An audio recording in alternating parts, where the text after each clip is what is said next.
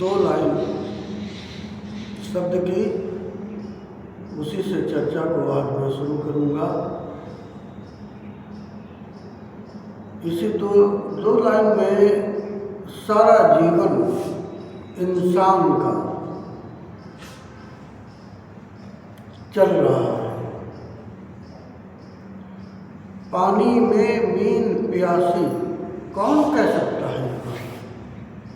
किसे ये दिखाई पड़ा? कौन था वो जिसने देख लिया कि पानी में भी मीन प्यासी है? सागर जो अथाह भरा हुआ है, अनंत गहराइयों को लिए हुए, उस सागर में इतना जल है जिसकी कोई गिनती नहीं की जा सकती। और उस सागर में अगर मीन प्यासी है तो केवल वो मीन के बाबत नहीं कहा, जिसने भी कहा उसे दिखाई भी पड़ा। मनुष्य जाति में भी वही नियम लागू उसे दिखाई पड़ा कि यहाँ पर हर इंसान दुखी है। हर इंसान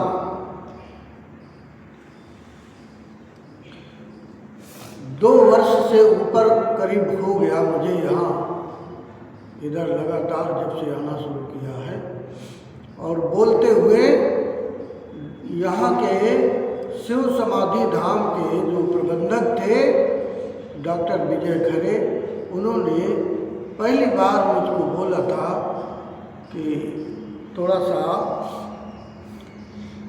सुख के बारे में बोल दीजिए, लोग दुखी बहुत रहते हैं। तब से मैं लगातार बोल रहा हूँ उसी प्रश्न पर।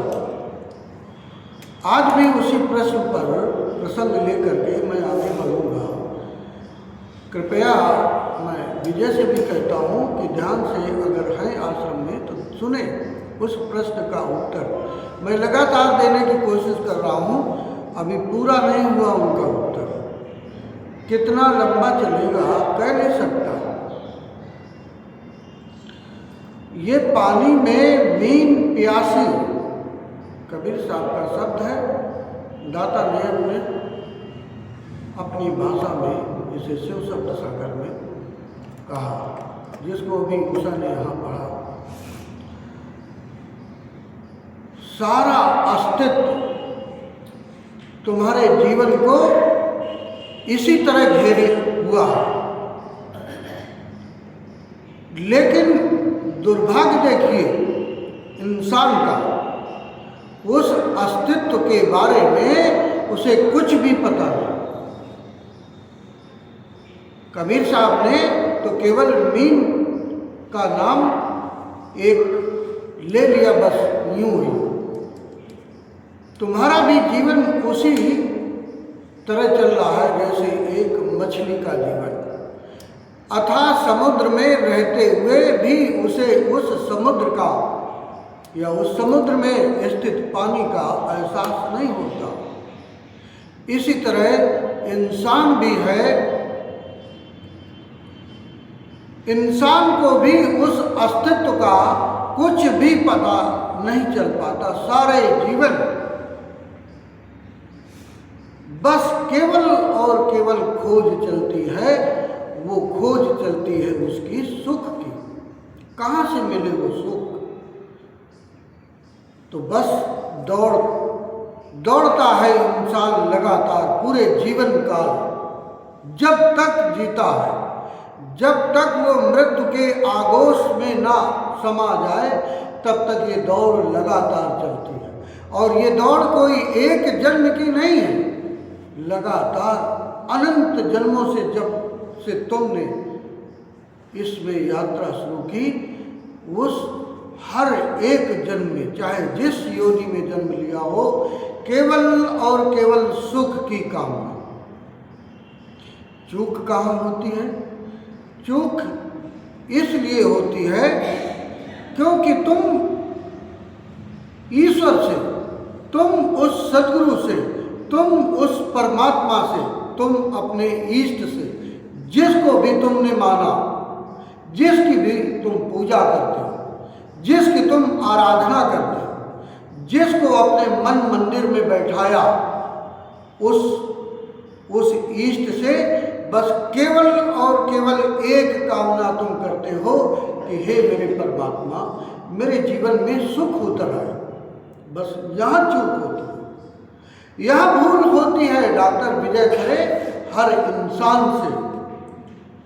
और वो भूल इसलिए होती है क्योंकि वो सुख की जहाँ कामना करता है इंसान, सुख का एक पहलू केवल तुम मानते हो और दूसरा पहलू उसी से जुड़ा हुआ, वो अलग नहीं है।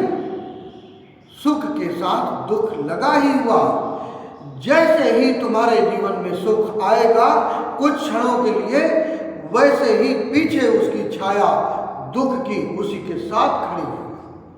जैसे तुम्हारे शरीर के साथ तुम्हारी छाया लगातार जीवन पर्यंत चलती है, इसी तरह सुख के साथ दुख की छाया लगातार उसके साथ चलेगी। तुम सुख मांगोगे तो दुख को भी न्योता दे रहे हो, अनजाने में, अज्ञानता में।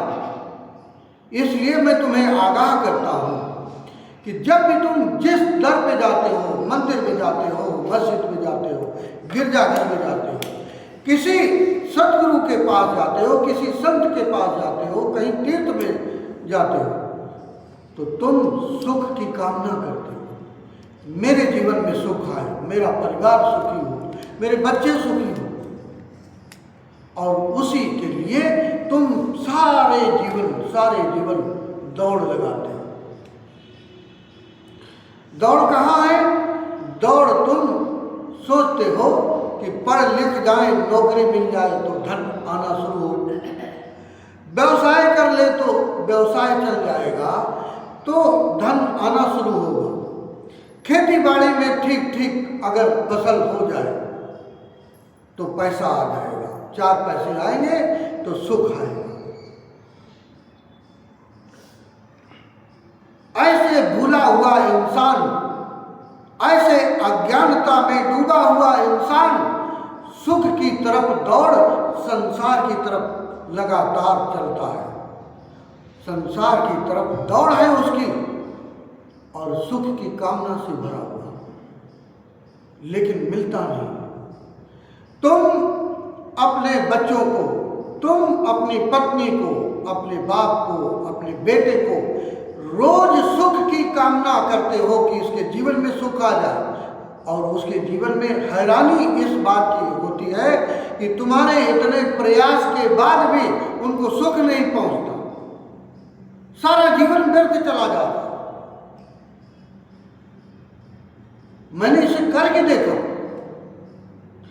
जिस परिवार के बीच में मेरा जन्म हुआ, जिन परिवार के सदस्यों के बीच मैं इतनी यात्रा कर चुका जीवन की, और उन्हें मैं सदैव यही चाहता रहा कि वो सुखी हो जाए, ये प्रयास करें, ये साधन बना दें तो ये सुखी हो जाए। 60 साल उम्र निकल गई। मैं अपनी बात करता हूँ, तुम्हारे जीवन की तो मैं जान भी नहीं सकता, इतनी शक्ति नहीं है मेरे अंदर। लेकिन मैं अपनी बात करता हूँ, मैंने जिन जिन लोगों को सुख भेजने की या सुखी देखने की कोशिश की, वो सुखी तो हुए नहीं, न मुझे दिखाई पड़े, वो और दुख में डूब गए। मैंने तो उनको प्रयास किया था कि वो सुखी हो गए, लेकिन वो और दुख में डूब गए। क्यों डूब गए? क्या था कारण? कौन सी ऐसी चूक हुई जीवन में जो इंसान सुख भेजता है और वहां तक सुख पहुंच नहीं पाता? तुम्हारी सारी दौड़ बाहर की तरफ, सारी दौड़। अभी आचार्य जी ने मुझे 10 मिनट पहले समय दिया और ध्यान में बैठाला आपको कि थोड़ा अंदर जाया। साधारण इंसान अंदर की यात्रा कर नहीं सकता। ध्यान में तुम्हें 10 मिनट, 15 मिनट, 20 मिनट बैठाने से एक छोटी शुरुआत तो हो सकती है, लेकिन तुम ध्यान में घंटों बैठे रहो और हजारों वर्ष तक बैठे रहो। मैं 1 वर्ष की बात नहीं करता, 1 महीने की बात नहीं करता, 1 दिन की बात नहीं करता। हजारों वर्षों तक आप ऐसे ध्यान में बैठे रहो, लेकिन आपका कुछ हो नहीं सकता। क्यों नहीं हो सकता? क्योंकि उसकी सम्यक शुरुआत नहीं होती तुम्हारे जीवन में। एक छोटा सा आयाम मैं चर्चा के माध्यम से दूंगा, खासकर उन साधकों के लिए जो अपने जीवन के प्रति गंभीर हैं। उन्हें इस बात की चिंता है कि मनुष्य का तो जन्म दे दिया उस सद्गुरु की कृपा ने, उस परमात्मा की कृपा ने, लेकिन मेरा जीवन कोई 50 वर्ष, 60 वर्ष, 70 वर्ष चला गया व्यर्थ में, लेकिन रास्ता कुछ न मिला। आज एक छोटा सा आयाम तुम्हें देता हूं, एक छोटा सा आयाम। अभी एक ध्यान जो कराया आचार्य बैठे हैं, आत्मानंद वरिष्ठ आचार्य हैं, तो उनको जो कुछ मिला होगा तो एक चाहते हैं कि छोटी सी शुरुआत तुम्हारे जीवन में हो। ध्यान ही एक ऐसा रास्ता है जो तुम्हें संसार की तरफ की यात्रा को, जो चल रही है अनंत जन्मों से, एक जन्म से नहीं, अनंत जन्मों से चल रही है। और कोई भी व्यक्ति किसी और योनि में तो संभव नहीं है ये हो सके, लेकिन इंसान की योनि में ये संभावना है कि वो स्वयं के अंदर की यात्रा कर सकता है। और वो यात्रा बहुत से साधक मुझसे पूछते हैं कि बात तो ठीक है आचार्य जी कि मैं अंदर जाना चाहता हूँ, लेकिन जाना हो नहीं पाता, कैसे मैं जाऊँ, अपने अंदर कैसे प्रवेश करूँ? तो मैं उनसे उनके प्रश्नों का आज जवाब ठीक दे दूँ। चर्चा जो भी समय होगा, आप लोगों को अगर सुनते सुनते थक जाए तो बाहर चले जाए कृपया, और जब तक चलेगी कोई बात नहीं। उन साधकों का जिनको अंतर की ओर यात्रा का मार्ग नहीं मिलता, स्वयं के अंदर प्रवेश का मार्ग नहीं मिलता, दौड़ संसार की तरफ है, बस दौड़ संसार की तरफ। तुम 1 जन्म में नहीं कहता, अनंत जन्मों की, जिनकी कोई गणना नहीं, तुम्हारी गणित में, तुम्हारी अंक की गणित में उसकी कोई गणना नहीं। इतने जन्मों तक अगर इसी तरह संसार की तरफ तुम्हारी जीवन की ऊर्जा बहती रही तो भी तुम्हारे जीवन में सुख नहीं आ सकता, गारंटी है इस बात की। क्यों? क्योंकि जैसे ही तुम नींद से बाहर आते हो, अपनी दैनिक क्रिया से निवृत्त होते हो, वैसे ही तुम्हारी शरीर की चेतना तुरंत किसी न किसी को ढूंढती है। कोई होना चाहिए ऑब्जेक्ट तुम्हारे जीवन में, वो ऑब्जेक्ट चाहे पत्नी हो, वो ऑब्जेक्ट चाहे पति हो, चाहे भाई हो, चाहे मित्र हो, परिवार का कोई भी सदस्य हो, समाज का कोई सदस्य हो, अखबार हो, पेपर हो, समाचार हो, मोबाइल हो, कुछ न कुछ तुरंत चाहिए। और जहां तक द्वैत है वहां तक सुख नहीं है। जहां तक द्वैत है वहां सुख नहीं है। सुख कहां मिलेगा? जिस दिन तुम्हारी यात्रा द्वैत से अद्वैत की तरफ हो। और द्वैत कहां तक है? जब तक तुम्हारी यात्रा मंदिरों तक है, जब तक यात्रा तुम्हारी मस्जिदों तक है, जब तक यात्रा तुम्हारी आश्रमों तक है, संतों तक है, सद्गुरुओं तक है, तीर्थों तक है, वहां सब द्वैत है।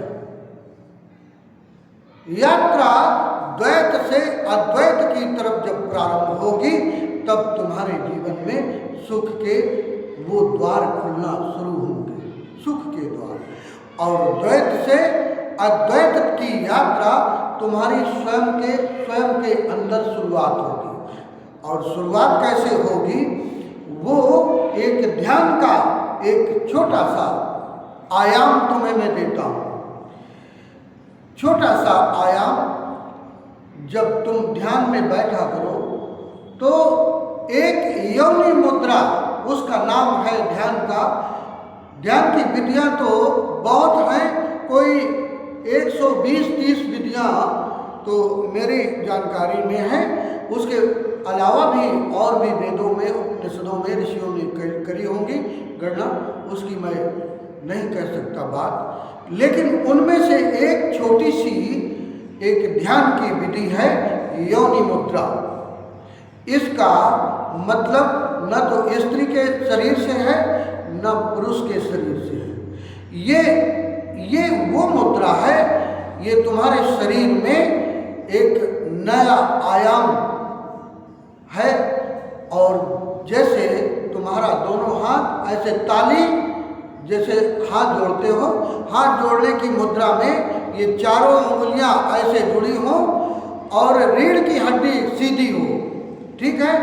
और ये दोनों अंगूठे अंदर की ओर, दोनों अंगूठे अंदर की ओर ऐसे करके आप सीधे सहज आंखों को बंद करके बैठे। तुम्हारे इस शरीर की मुद्रा का तुम्हारे अंतर चेतना में जो प्राण शक्ति है उसका बहुत गहरा प्रभाव पड़ता है। गहरा प्रभाव, वो गहरा प्रभाव हम तुम्हें आज इसलिए चर्चा कर रहे हैं कि बहुत सारे लोगों के प्रश्न इस बात के रहते हैं कि हम स्वयं के अंदर कैसे प्रवेश करें। तो उस प्रवेश का कैसे प्रवेश हो तुम्हारे शरीर के अंदर, उसका मैं आज तुम्हें साधन बताता हूँ, आयाम बताता हूँ, विधि बताता हूँ, तरीका बताता हूँ। इस मुद्रा में आप ध्यानस्थ हों और जब बैठोगे बंद आंख से, तो ये जो जीभ जिससे सारा तुम रस लेते हो, कौन से रस? बाहर के द्रव्यों का रस, रसों का रस, पेय पदार्थों का रस, भोजन का रस, तमाम तरह के जो रस हैं वो लेते हो। और ये तुम्हें संसार के तमाम रसों का तुम्हें आभास कराती है ये जीभ। इसी जीभ से तुम्हें हम आज अंतर की ओर यात्रा में तुम्हें ले चलते हैं। बाहर की उथल पुथल से जैसे ही तुम बंद नेत्र करके अंदर बैठोगे, वैसे तुम बाहर के जो उथल पुथल से उससे भी कहीं अधिक, जैसे ही तुम अंदर झांकना शुरू करोगे, उससे भी कहीं अधिक उथल पुथल तुम्हारे अंदर तुम्हें आभास होगी, महसूस होगी। और उस उथल पुथल के नीचे, उस उथल पुथल के नीचे एक शांत सरोवर तुम्हारे इसी शरीर में विद्यमान है, मौजूद है। साधारण आदमी उस सरोवर तक पहुंच नहीं पाते, तमाम जन्मों की यात्रा करते हुए वहां तक नहीं पहुंच पाते। आज हम उस सरोवर के प्रथम सीढ़ी तक तुम्हारी यात्रा करवाएंगे चर्चा के माध्यम से। आप ध्यान से इस बात को सुनोगे तो उस यात्रा में तुम आगे तुम्हारा बढ़ना हो जाएगा। जो यात्रा तुम्हारी संसार की तरफ चल रही थी, तुमने इतनी उम्र बिता दी, लेकिन तुम्हारे जीवन में सुख न उतरा, सुख न आया।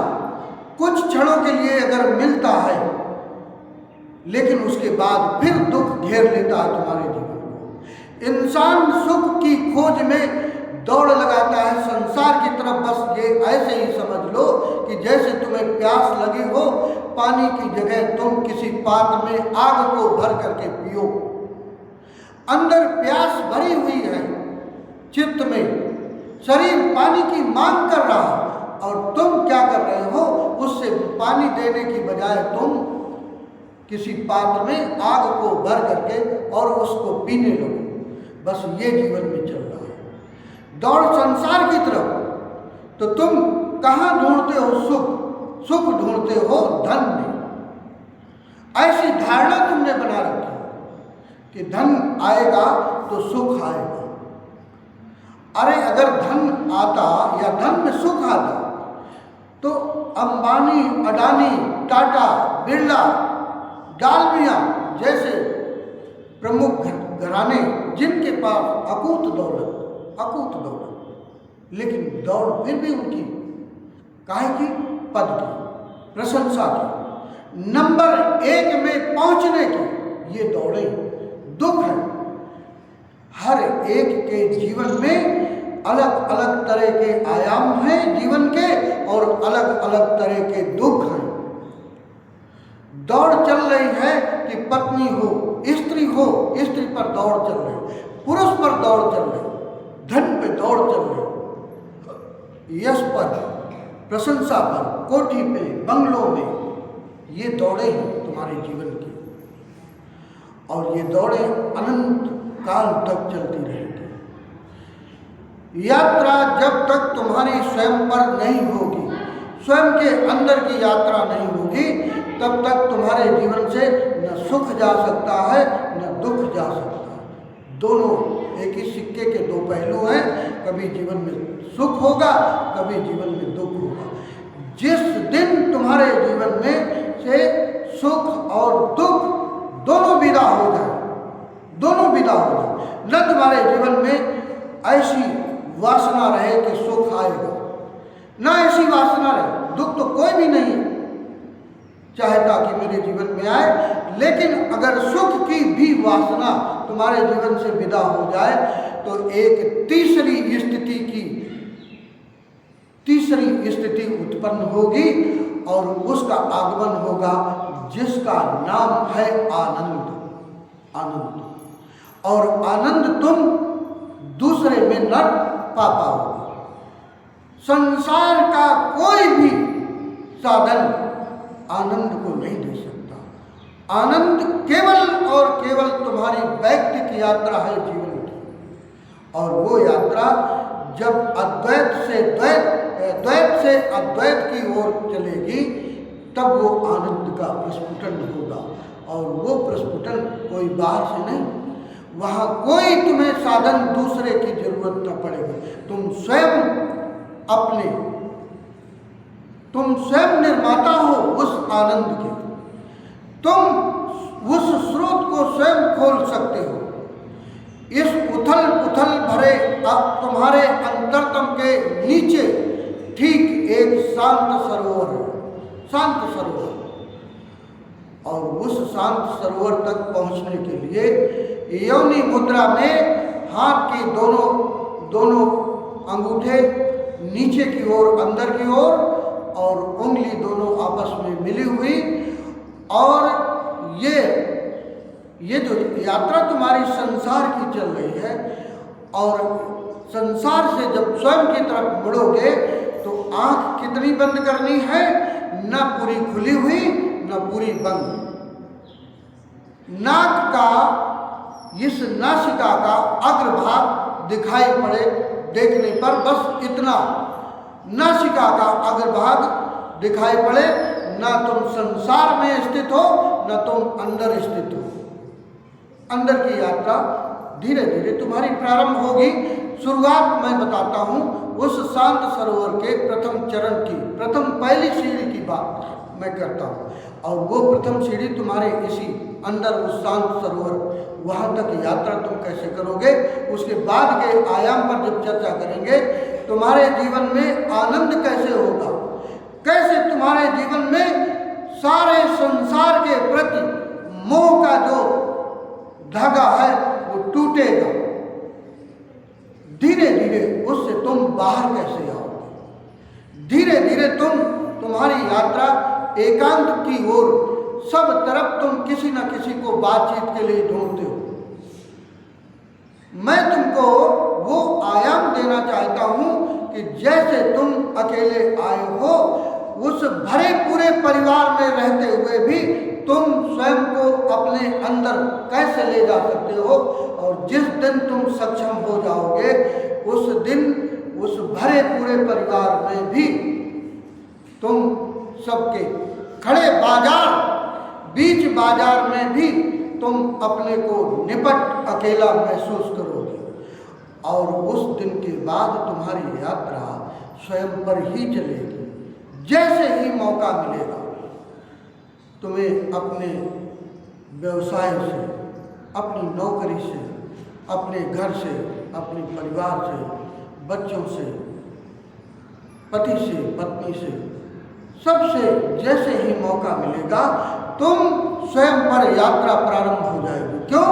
क्योंकि उस अंतर की यात्रा का, उस सोम रस का जो तुम्हारे अंदर उतरता है, सोम रस बहुत लोगों ने कह दिया उसको मदिरा को, वो नहीं है सोम रस, वो गलत व्याख्या है, गलत वो मीनिंग्स दे दिया उसको।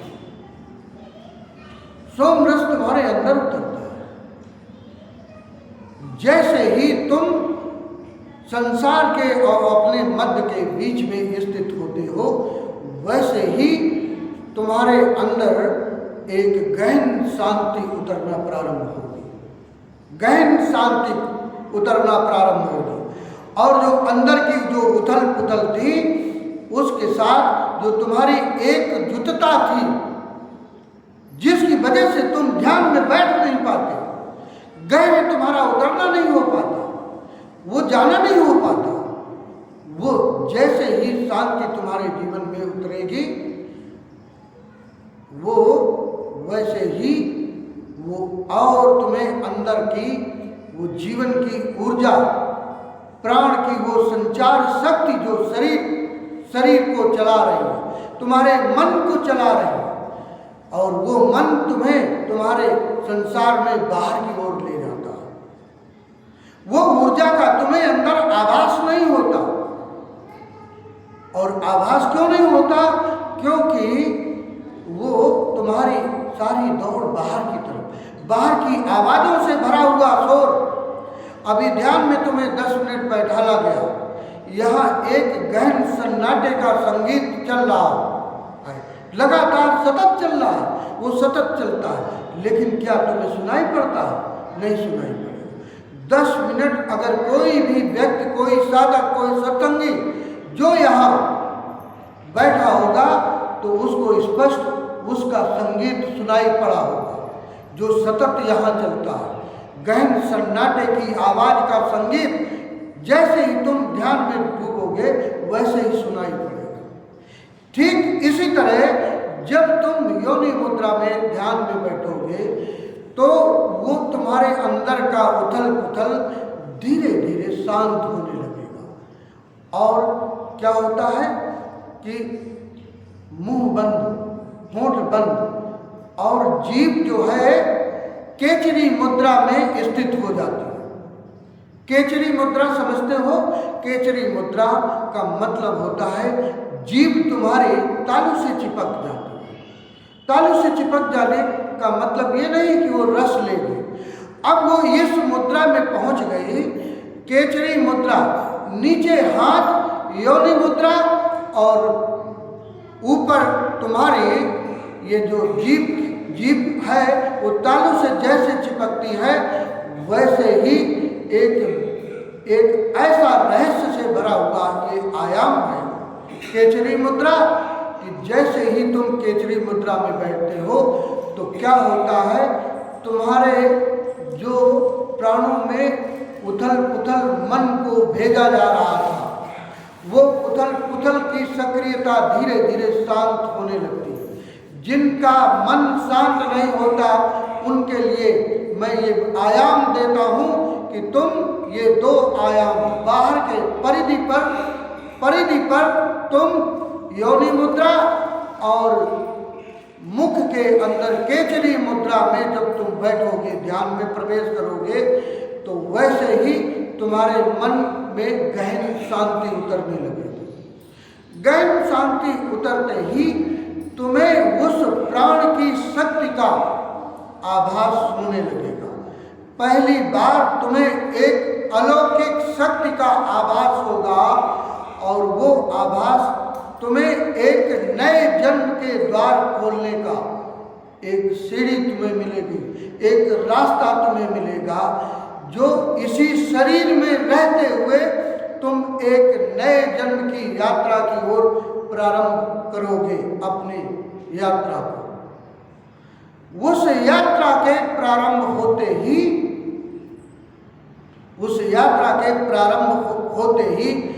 तुम्हारा बाहर की तरफ का जो भी मोह था धीरे धीरे तुम्हारा समाप्त होने लगेगा। वो चाहे मोह तुम्हारा पति के प्रति हो, पत्नी के प्रति हो, परिवार के प्रति हो, बच्चों के प्रति हो, धीरे धीरे वो मोह तुम्हारा समाप्त होने लगेगा। बस ऐसे तुम्हें त्यागना नहीं पड़ेगा, सहज छूटना शुरू हो जाएगा तुम्हारे जीवन में। और दूसरी घटना ये घटेगी कि तुम सतत, अभी तुम समाज की तरफ, अभी तुम परिवार की तरफ, अभी तुम किसी दूसरे के को तुरंत पकड़ने की जो एक चेष्टा चलती है सतत तुम्हारे चित्त पर, वो धीरे धीरे उससे तुम विरक्त हो जाओगे, तुम्हारा जीवन उससे विरक्त होगा। अब तुम्हें जैसे ही तुम्हें ऐसा लगेगा कि ये समाज, ये परिवार एक बोझ जैसा, मोह के ग्रस्त इंसान का चित्त परिवार को पकड़ता है, समाज को पकड़ता है, बाजार को पकड़ता है।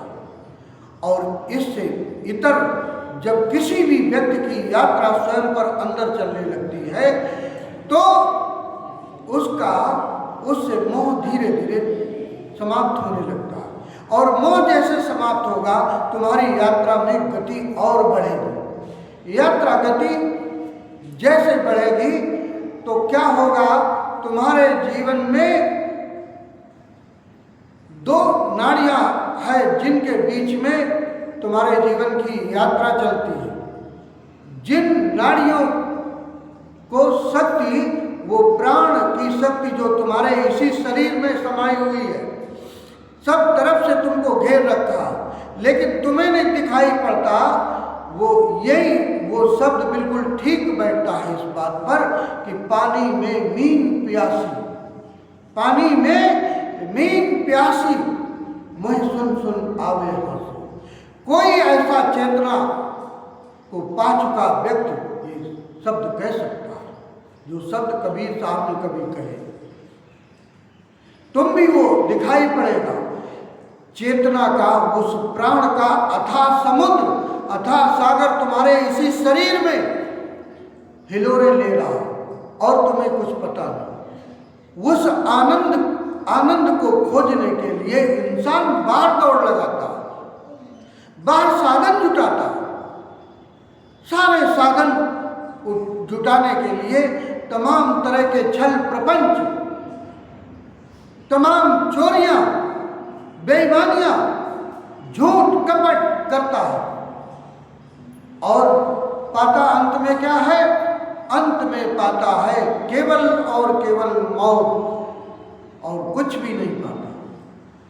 और मैं तुमसे कहता हूं कि इस मुद्रा में, ध्यान में अगर कोई भी व्यक्ति बैठने का साधन अगर करने लगे अपने जीवन में, तो उसे न तो धन की आवश्यकता, न कोई साधन की आवश्यकता, न कोई ये जरूरी है कि उच्च कुल में जन्म लेने की आवश्यकता, न कोई मध्यम कुल में जन्म लेने की आवश्यकता है, न कोई नीच कुल में जन्म लेने की आवश्यकता है।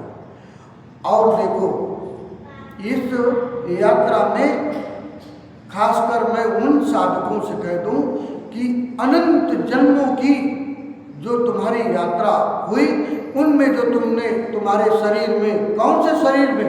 वो जो सूक्ष्म शरीर है, इसी शरीर के अंदर, वही सूक्ष्म शरीर तुम्हें आगे के जन्मों की यात्रा में ले जाता है। इस जन्मों का संचित कर्म एकत्रित करके वो सारे कर्म तुम्हारे उस सूक्ष्म शरीर में एकत्रित होते हैं और पीछे के भी जो जन्मों की जो कर्म है उनको भी उसी सूक्ष्म शरीर में एकत्रित हुए। उस सूक्ष्म शरीर के जन्मों के, तुम्हारे पाप के, पुण्य के जो भी कर्म हैं वो सब एकत्रित हैं और उस सूक्ष्म शरीर में बीते जन्मों के कर्मों की निर्जरा कैसे करोगे? सदगुरु तुम्हें केवल आयाम देता है, करना तुम्हें स्वयं पड़ेगा, चलना तुम्हें स्वयं पड़ेगा। तो मैं वही आयाम तुमको दे रहा हूं। जैसे ही तुम उस प्राण शक्ति का तुम्हें अनुभव होता है, उस जीवन की ऊर्जा का जैसे ही तुम्हें अनुभव होगा, और वो अनुभव कब होगा? जब बाहर के शोरगुल से तुम अपने स्वयं के अंदर प्रवेश करोगे और अंदर का शोरगुल तुम्हारा संसार के शोरगुल से कई गुना ज़्यादा अंदर तुम्हारे अंदर है। और जैसे ही तुम उसको धीरे धीरे देखना प्रारंभ करोगे, वो शोरगुल धीरे धीरे शांत होगा। नीचे योनि मुद्रा और ऊपर केचरी मुद्रा अंदर तुम्हारे जीभ तालू से चिपक जाए तो योगी अगर कोई वर्षों तक बैठा रहे तो न तो उसे भूख लगेगी न उसे प्यास लगेगी। शरीर की पूर्ति इसी शरीर से होगी, कोई बाहर की मांग नहीं। तुमने देखा होगा योगियों को हजारों वर्षों तक, सैकड़ों वर्षों तक तपश्चर्या करते हैं, कोई भोजन की जरूरत नहीं, कोई पानी की जरूरत नहीं। कौन सी वो मुद्रा है? वो मुद्रा है यही जो मैं तुम्हें अभी चर्चा कर रहा हूँ। ये बहुत सूक्ष्म है और बहुत बृहत भी है, बहुत बृहत है। जैसे ही कोई साधक इन दो आयामों को करके बैठता है ध्यान में, वैसे ही उसके अंदर की ऊर्जा में एक विशेष प्रभाव पड़ता है और वो तुम्हारा प्राण की शक्ति तुम्हें स्पष्ट दिखाई देती है।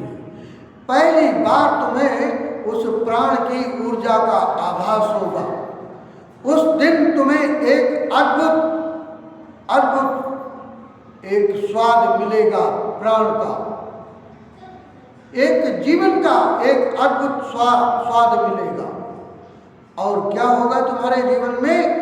जो दो नाड़ियां हैं, ये दो नाड़ियों का असंतुलन होता है। दो नाड़ियां कौन सी? पहली नाड़ी है ईड़ा, तुम्हारे जीवन में ये चंद्र नाड़ी है, ये शांति का प्रतीक है। दूसरी नाड़ी है पिंगला, दूसरी नाड़ी है पिंगला। ये ईड़ा और पिंगला, ये दो नाड़ियों में सारा जीवन तुम्हारा चलता है। और पिंगला जो नाड़ी है ये सूर्य का प्रतीक है, ये ऊष्मा का प्रतीक है। इस नाड़ी में जब प्रधानता तुम्हारे जीवन में होती है तो तुम्हें क्रोध जागृत होता है, काम जागृत होता है, ईर्ष्या द्वेष वैमनस्यता जागृत होती है। ये जो दो नाड़ियों का असंतुलन तुम्हारे जीवन में चल रहा होता है, इसी वजह से शरीर का संतुलन तुम्हारा ठीक नहीं बैठ पाता और कभी जीवन में तुम्हारे दुख होगा, कभी सुख होगा, कभी क्रोध होगा, तो कभी काम की वासना पकड़ेगी, कभी द्वेष की वासना पकड़ेगी, कभी निंदा की वासना पकड़ेगी। इस तरह से जीवन तुम्हारा ऐसे झूलता रहता है झूले की भांति। कभी चंद्र नाड़ी प्रधान होगी तो कभी वो पिंगला नाड़ी प्रधान होगी और जीवन ऐसे ही चलते एक दिन उस मौत के आगोश में आकर के खड़ा कर देते हो। उस समय तुम चारों तरफ देखते हो, जो भी तुम साधन बनाते हो, जो भी तुम साधन बनाते हो, जो भी तुम सहारे अपने लिए निर्मित करते हो, वो सारे सहारे तुम्हारे व्यर्थ हो जाते हैं। चाहे तुमने साधन बेटे के रूप में बनाया हो, चाहे तुमने साधन पत्नी के रूप में बनाया हो, पति के रूप में बनाया हो, भाई या बहन परिवार के रूप में, समाज के रूप में, या कोठी बंगलों के रूप में, गाड़ी और ये सब जो भी साधन है उनके लिए तुमने बनाया हो। तो बस ऐसे ही जिस दिन मौत तुम्हारे जीवन में आकर के खड़ी होगी तब तुम्हें ये सारे सहारे बेकार काम ना आएंगे, एक भी सहारा, सब बेकार हो जाएंगे और अंत समय फिर तुम्हारा कुछ नहीं बचता, कुछ भी नहीं बचता। अभी है समय, तुम अपने इसी जीवन में रहते हुए एक जन्म तो तुम्हें तुम्हारे माँ बाप के द्वारा दिया, इसलिए वो धन्यवाद के पात्र। सतत आजीवन जब तक तुम्हारा जीवन रहे, मनुष्य की योनि में जिस भी व्यक्ति का जन्म हुआ हो, बच्चा हो, युवा हो, जवान हो, वृद्ध हो, सबका अपने माता के पिता के प्रति आभार इस बात का, क्योंकि उसने ये शरीर दिया। इस शरीर में हम एक और नए जन्म को देने वाले हम स्वयं हैं, हम देने वाले स्वयं हैं। वो नए जन्म की जो यात्रा है उसी का पहला सोपान मैं तुमको कहता हूँ, जो अभी मैंने कहा कि जैसे ही तुम योनि मुद्रा में बैठोगे, हाथ को अंगूठे दोनों तुम्हारे अंदर की ओर मुड़े हो और हाथ की उंगलियां आपस में मिली हुई ऐसे, और रीढ़ की हड्डी सीधी। रीढ़ की हड्डी सीधी इसलिए क्योंकि ये तुम्हारी जीवन की ऊर्जा, प्राण की ऊर्जा इसमें बहती है एक नदी की भांति। जैसे नदी की जलधारा उसमें बहती है, अगर सीधी हो तो उसका प्रवाह तेज होगा। इसी तरह रीढ़ की हड्डी तुम्हारी अगर सीधी होगी तो वो जो प्राण की शक्ति है, जैसे ही तुम्हारा अंतरतम पूरी तरह शांत होगा तो वो इड़ा और पिंगला नाड़ी जो है उनमें समता आना शुरू हो जाए, उनमें आपस में संतुलन बनेगा। और जैसे ही तुम्हारे जीवन में इड़ा और पिंगला नाड़ी का संतुलन बनेगा, वैसे ही तुम्हारे जीवन में एक नए जीवन का आयाम का द्वार खुलेगा, नए जीवन का। इसी जीवन में एक नए जन्म का आयाम तुम्हारा खुलेगा और जैसे ही उसकी पहली सीढ़ी पर तुम्हारा पदार्पण होगा, जैसे ही पहली सीढ़ी पर पहुंचोगे तो फिर तुम्हारे जीवन में एक दूसरा आभास होगा तुम्हें। ये बात किसी के द्वारा कही हुई या किसी को बताई नहीं जा सकती, ये स्वयं का अनुभव है। नए जन्म का प्रारंभ शुरू होगा जैसे ही तुम ध्यान में बैठोगे, और प्रारंभ का क्या होगा कि शरीर का संतुलन तुम्हारा ठीक होगा। दूसरी घटना तुम्हारे जीवन में घटेगी कि वो जो इड़ा और पिंगला अभी इसी रीढ़ की हड्डी में ऐसे वक्राकार यात्रा करती हैं, धीरे धीरे वो समभाव में आएंगे और समभाव में आने पर क्या होगा उसकी मैं तुम्हें पहचान बताता हूँ। कैसे तुम समझोगे कि हमारे शरीर में संतुलन बना, कैसे तुम समझोगे कि इड़ा और पिंगला दोनों नाड़ियों में संतुलन बना, तो उसकी कसौटी है कि इन्हीं दोनों नासिकाओं से स्वर श्वास के तुम्हारे बराबर चलने लगेंगे। अभी एक स्वर चलता है जीवन में, हर व्यक्ति का स्वर एक साधारण आदमी का और एक योगी में, एक परम संत में और एक आम इंसान में इतना ही फर्क होता है। या आज की चर्चा जो भी चले, जब तक चले, जिनको यात्रा जीवन के प्रति करना है, कुछ विरहित हो सकता है, मैं आगाह इसलिए करता हूँ कि जिनको सुनना है, जिनको नए जन्म की तरफ यात्रा करनी है, उनके लिए ही मैं मुखातिब हूँ। बाकी के लोग जो टाइम पास करने अगर आ रहे हों या मुझे समझने के लिए आ रहे हों, ये उनका सोचना, उनका समझना मुबारक है।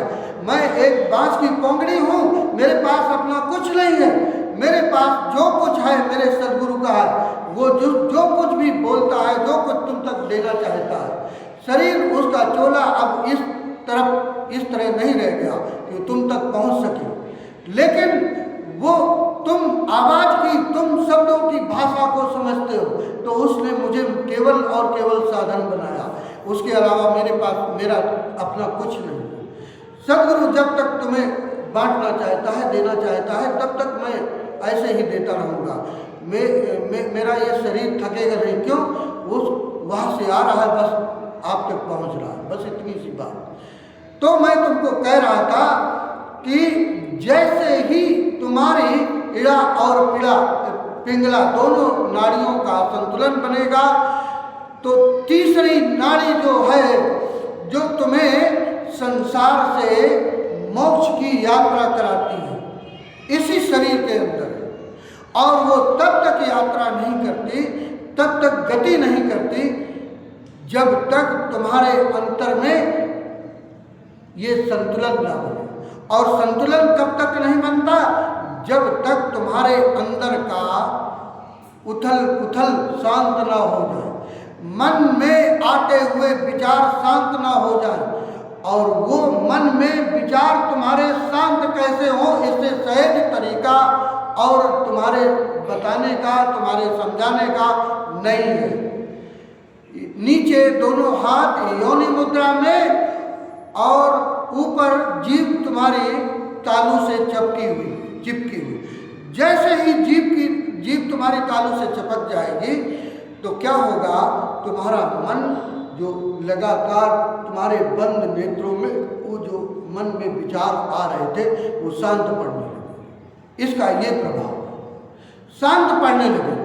और जैसे ही मन शांत होगा, वैसे ही तुम्हें स्पष्ट, जैसे एक शांत झील में जल हवाओं की वजह से लहरें उठती हैं, हवा शांत हुई, जल में प्रतिबिंब तुम्हें स्पष्ट, रात्रि में अगर पूर्णिमा का चांद हो, तो जैसे ही लहरें शांत होती हैं, वैसे ही तुम्हें वो आकाश में निकला हुआ चांद, उसका प्रतिबिंब तुम्हारे उस जल में भरे हुए झील में, सरोवर में दिखाई देता है स्पष्ट।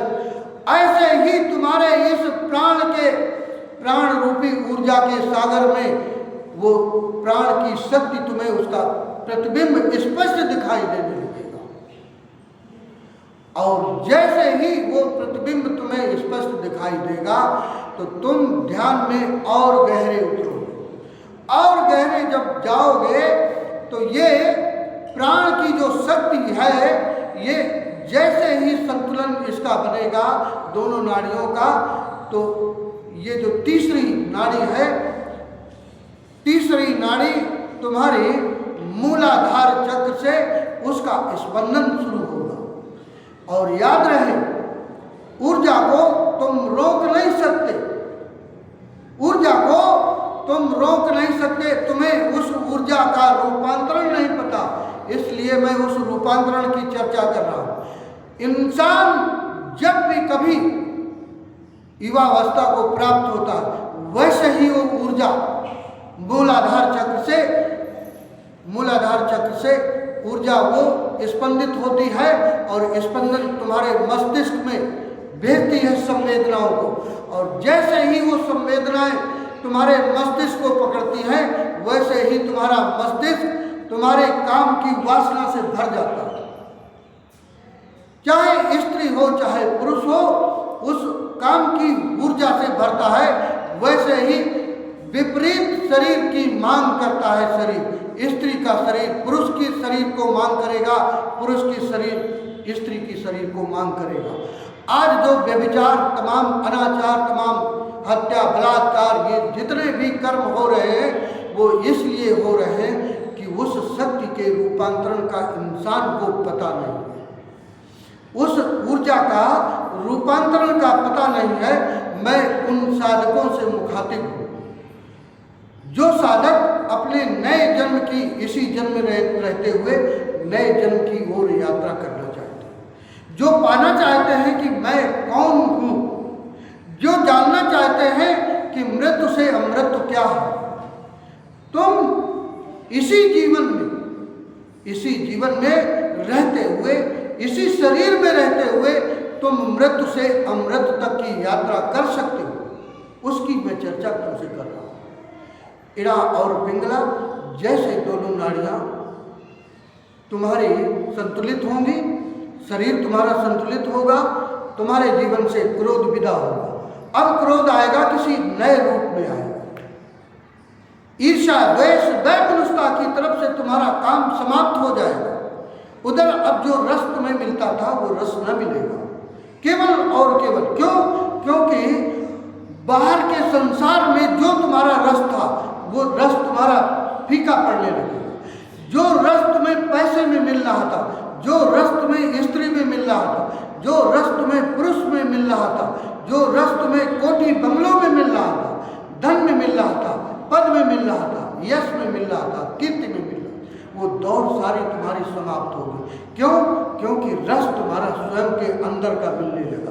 उस रस का साधारण आदमी को पता नहीं चलता, इसलिए दौड़ सारी, यात्रा सारी बाहर की तरफ होती है। मैं वो बात कर रहा हूँ कि तुम स्वयं केवल और केवल अकेले उस परम आनंद की अनुभूति से भर सकते हो। तुम्हें कोई दूसरे के जीवन में जरूरत नहीं पड़ सकती, न किसी स्त्री की, न किसी पुरुष की, न किसी जवान की, न बेटे की, न बाप की, न कोई माँ की। तुम स्वयं में अपने माँ हो और स्वयं में अपने बाप हो। उस नए जन्म की यात्रा में तुम ही अपने माँ, तुम ही अपने बाप, दोनों तुम ही हो। और उस जन्म की तरफ जब तुम्हारी यात्रा होगी, उस दिन तुम्हारा इसी शरीर में रहते हुए सारे काम उसी तरह करोगे, लेकिन उस दिन तुम उस द्विज का अनुभव करोगे, जिसका रूप, जिसका शाब्दिक अर्थ बदल करके यहाँ उसको ब्राह्मण जैसी स्थिति को बताते हैं। ब्राह्मण वो नहीं है, द्विज उस शब्द का नाम है जो व्यक्ति इसी जीवन में रहते हुए, इसी जीवन में रहते हुए अपने से स्वयं जन्मे, स्वयं माँ, स्वयं बाप, स्वयं अपना पिता हो और स्वयं अपनी माँ हो। उस दिन तुम द्विज होगे, और वो द्विजता को जब तुम उपलब्ध होगे तो क्या होगा तुम्हारे जीवन में? जैसे ही ये संतुलन तुम्हारी इन दो नाड़ियों का बनेगा, तीसरी नाड़ी का आगमन होगा और वो नाड़ी तुम्हारी मूलाधार चक्र में स्पंदित होने लगेगी। स्पंदित होगी तो साधकों को मैं आगाह करता हूँ, उन साधकों को, क्योंकि जो घबराएंगे, क्योंकि जैसे ही कुंडली शक्ति तुम्हारे अंदर जागृत होगी तो पहला तुम्हारे जीवन में क्या होगा कि तुम्हें काम वासना पकड़ेगी। वृद्ध होंगे जिनकी क्षीण हो गई है, दब गई है, वो काम वासना भी जागृत हो सकती है। तो तुम्हें उससे घबराना नहीं है, तुम्हें उसे घबराना नहीं है। बहुत शांत मन से उसको आमंत्रित करना है, उस ऊर्जा को। और आमंत्रण कहाँ भेजना है? अपने सहस्रार तक। जैसे ही कोई साधक उसको आमंत्रित करता है सहस्रार तक के लिए, और तुम्हारे जीवन में एक घटना घटेगी कि वो ऊर्जा का स्पंदन ऊपर की ओर बहना शुरू होगा तुम्हारी इसी रीढ़ की हड्डी से। पहले तुम्हें एक हल्की सी गर्मी, कोमल, जैसे अभी तुम शीतकाल में बाहर कुर्सी डाल करके बैठो और सूर्य के प्रकाश की किरण तुम्हें हल्के से अपने आगोश में समेटती है और तुम्हें बहुत अच्छा सा आभास होता है। इसी तरह कुंडली की शक्ति जब जागृत होगी तो उसे भयभीत नहीं होना, उससे तुम्हें घबराना नहीं है, उसे बस आराम से, न उसमें जल्दबाजी करनी है। जल्दबाजी जो भी साधक करेंगे तो वो भटक जाएंगे, उनके जीवन में दुर्घटना घट सकती है। यहाँ तक कि यात्रा के लिए बाहरी सद्गुरु की आवश्यकता पड़ती है। इसके बाद तुम स्वयं में स्वयं के सद्गुरु होते हो, स्वयं में स्वयं के सद्गुरु होते हो। यहाँ के बाद की यात्रा तुम्हारी स्वयं पर चलती है, स्वयं पर चलती है और स्वयं में दिशा निर्देश तुम्हारे अंतर से मिलेगा। जैसे ही वो स्पंदन, वो उस ऊष्मा का तुम्हें आभास होगा, उसके बाद उसका और जब अपनी आभा में जागृत होगी वो शक्ति, वैसे ही तुम्हारी रीढ़ की हड्डी में एक ऊष्मा का संचार तुम्हें महसूस होना शुरू हो जाएगा। जैसे ही वो कुंडली की जगी हुई शक्ति तुम्हारी इस रीढ़ से ऊपर की ओर चलना प्रारंभ होगी, वो सुषुम्ना नाड़ी के द्वारा वो प्रवाह तुम्हारे ऊपर के चक्रों में होते हुए एक एक चक्र को भेदते हुए वो ऊर्जा तुम्हारे ऊपर की ओर उठना प्रारंभ होती है। तो जैसे ही स्वादिष्टान चक्र पर पहुंचेगी तो तुम्हारा ये मूलाधार चक्र, जो अनंत जन्मों की यात्रा में तमाम किए हुए कर्मों को, पाप कर्मों की वजह से, भय से तुम्हारा आक्रांत रहता है चित्त, अदृश्य भय से भरा हुआ चित्त रहता है, वैसे ही तुम्हारे जीवन में एक घटना ये घटेगी कि उस दिन से तुम्हारे जीवन से भय विदा होगा। ये मैं उन साधकों से मुखातिब हूँ जो इस यात्रा में अपने इसी जीवन में नए जीवन की ओर यात्रा करना चाहते हैं। तुम्हारा जीवन भौतिक कैसे चल रहा है मुझे उससे लेना देना नहीं है, न मैं उसमें क्या ही दे सकता हूँ। मेरे पास जो है वो सद्गुरु का दिया हुआ,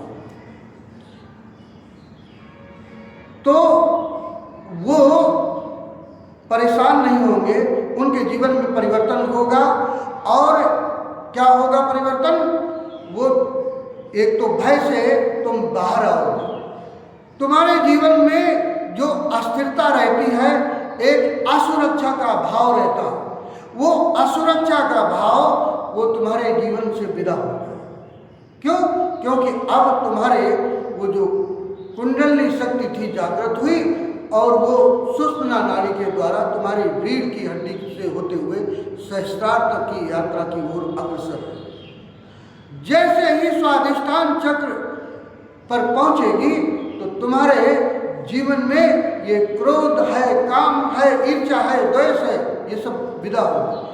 संतुलन जैसे ही स्वादिष्टान चक्र का होगा, वो ऊर्जा जीवन की, प्राण की धारा तुम्हारे मणिपुर चक्र तक पहुंचेगी। तो ये अग्नि का चक्र है, अग्नि का सूचक है, भावना प्रधान है। सारे तुम्हारे जीवन में जिस तरह की भावना उठती है इसी चक्र से आती है, तुम्हारे चित्त को पकड़ती है। वो जैसे ही तुम उसको साक्षी भाव से देखना, उस ऊर्जा को करते हो प्रारंभ, तो वो ऊर्जा का संतुलन उस चक्र को भेदता है, मणिपुर चक्र को भेदता है ऊर्जा। और जब ऊर्जा जब तक नहीं ऊपर बढ़ेगी, जब तक मणिपुर चक्र में तुम्हारा संतुलन नहीं होगा। और संतुलन कैसे होगा? तुम सहज भाव से, शांत भाव से, केवल और केवल तुम्हें ऊर्जा का एहसास करना है, देखना है। भावनाएं उठे उसे भी देखना, उसे भी देखना। तुम एक साक्षी भाव का स्वरूप रह जाओ, बस ये शक्ति तुम्हारे अंदर आ जाए, ये शक्ति आ जाए। वो शक्ति और ऊपर उठती है और ऊपर उठ करके तुम्हारे अनाहत चक्र तक पहुँचती है। अनाहत चक्र में पहुँचते ही तुम्हारे चित्त में जगत कल्याण की कामना से सारा चित्त भरता है। जैसे ही ऊर्जा प्राण की तुम्हारे अनाहत चक्र तक यात्रा करके आ जाएगी, वैसे ही आज तुम्हारे जीवन में तमाम राग हैं, द्वेष है, ऊंच है, नीच है, ये भाव है। और उसी के अनुरूप तुम सारे लोगों को देखते हो, उनके प्रति तुम्हारा भाव रहता है। वो सारे भाव गिरेंगे, केवल और केवल एक भाव रहेगा। जगत में जो भी प्राणी तुम्हें दिखाई देगा, चर अचर जीव, जैसा भी है, जीव जंतु पशु पक्षी, सबके प्रति दया का भाव जागृत होगा, दया का भाव जागृत होगा, प्रेम का भाव जागृत होगा। अब तुम्हारे इस प्रेम का मिटना पूरी तरह समाप्त होगा। जो अभी जिसको तुम प्रेम समझो, ये प्रेम दर्शन है नहीं, ये केवल और केवल मोह है। तुम्हारे अनुरूप जो चलता है उसके साथ तुम्हारा प्रेम है, तुम्हारे विपरीत जो चलता है उसके साथ तुम्हारा द्वेष है।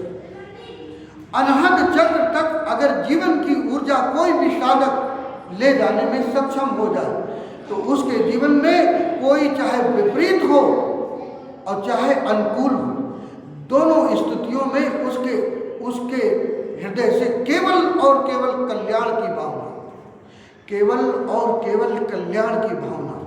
ऐसे ही सुकरात ने नहीं कह दिया कि हे मेरे गॉड, हे मेरे ईश्वर, इनको माफ कर दो।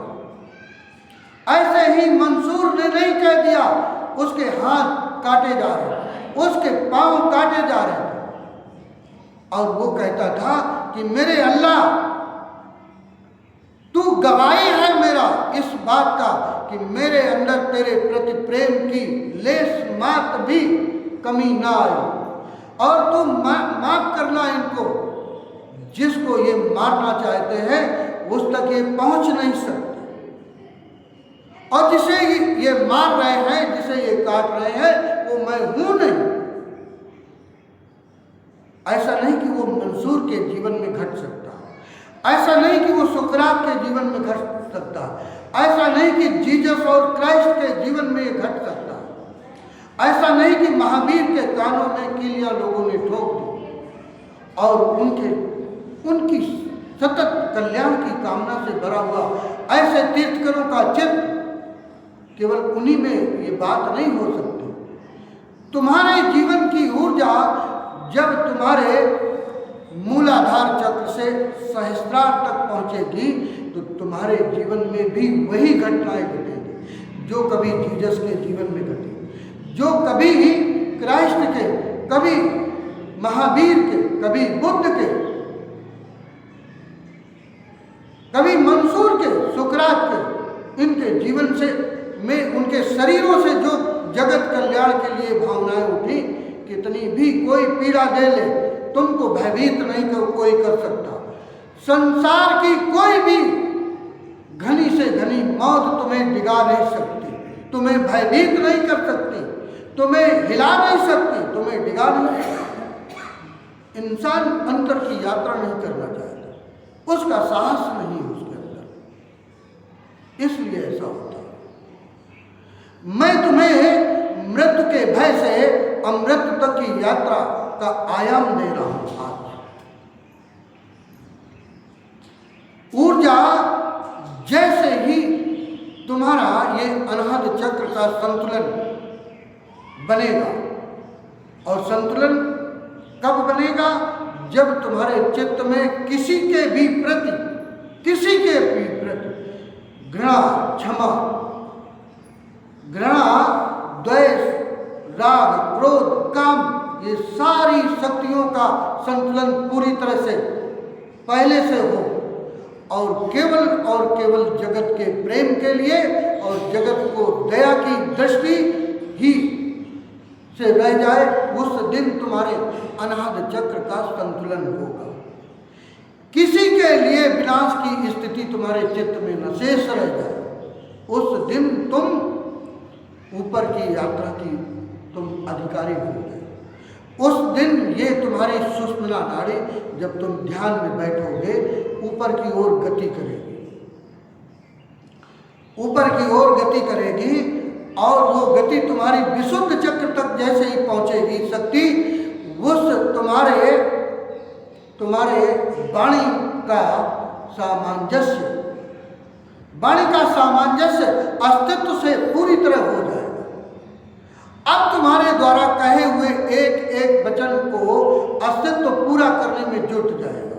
याद रखना, मूलाधार से तुमने शुरू किया था, साधक पूरी तरह पाक साफ नहीं हो सकता। और अगर वो तुम्हें शक्तियाँ मूलाधार पर स्थित हो करके अगर परमात्मा तुमको दे दे तो तुम अपना तो विनाश करोगे ही, जगत का भी विनाश करोगे। इसलिए उन शक्तियों से तुम अछूते हो। और कोई बात नहीं, शक्तियाँ सब मौजूद हैं, तुम्हारा उन तक पहुंचना इसलिए नहीं हो पाता कि जैसे तुम कहते हो ना कि बंदर के हाथ में अगर मसाल दे दो तो पूरे गांव को आग लगा दो। यही स्थिति ठीक इंसान की है। एक एक चक्र पर संतुलन तुम्हारा जैसे बनेगा वैसे तुम्हारी गति ऊपर की ओर होगी। विशुद्ध चक्र पर जब तुम्हारी प्राण की ऊर्जा पहुंचती है तो वो चूंकि तुम्हारा सारा अंतर तब जगत के कल्याण के लिए होता है। अस्तित्व तो तुम्हारा वहीं से शुरू हो जाता है। यात्रा अस्तित्व की मूलाधार चक्र से जैसे शुरू करते हो वहीं से अस्तित्व का नीचे की ओर संसार की ओर बहता हुआ जीवन की धारा नीचे की ओर मूलाधार से बहती हुई तुम्हारा नरक निर्मित करती है। संसार जो नरक रूपी संसार है उसको निर्मित करती है। और उसी ऊर्जा को ऊपर की ओर अगर तुम आमंत्रित करने में सक्षम हो जाओ तो वो जो ऊर्जा तुम्हारी मूलाधार से ऊपर की ओर बहेगी वो तुम्हारे लिए एक नए आयाम का निर्माण करेगी, नए स्वर्ग का निर्माण करेगी, एक नए जीवन का निर्माण करेगी, एक नए जन्म का निर्माण करेगी। और फिर क्या होगा कि जब ये प्राण की ऊर्जा ऊपर विशुद्ध चक्र तक पहुंचती है तो तुम्हारे जीवन में जिसके प्रति तुम जो भी शब्द कह देते हो अस्तित्व उसे पूरा करता है। क्यों? क्योंकि किसी के लिए तुम्हारे मुख से जो भी निकलेगा केवल और केवल कल्याण के लिए निकलेगा।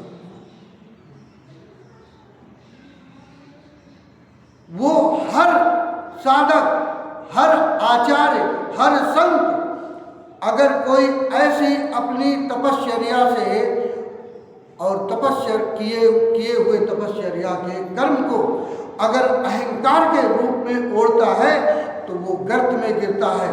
ये भी मैं आगाह करता हूँ। बहुत से लोग ऐसे अपने को परोसने की समाज में कोशिश करते हैं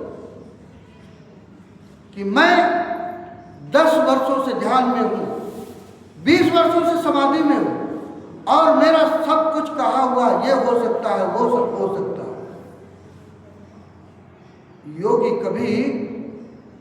योगी या सद्गुरु कभी अपनी शक्तियों का आभास नहीं कराता। जब भी फल किसी वृक्ष में, किसी दरख्त में आते हैं तो उसकी टहनियां नीचे की ओर झुकती है। जब भी किसी साधक में शक्तियां आएंगी तो वो जगत के विध्वंस के लिए या जगत के विनाशकारी विचारों से भरा हुआ उसका चित्त कभी नहीं हो सकता। अगर ऐसा चित्त होगा तो उसके जीवन में ये यात्रा नहीं हो सकती। याद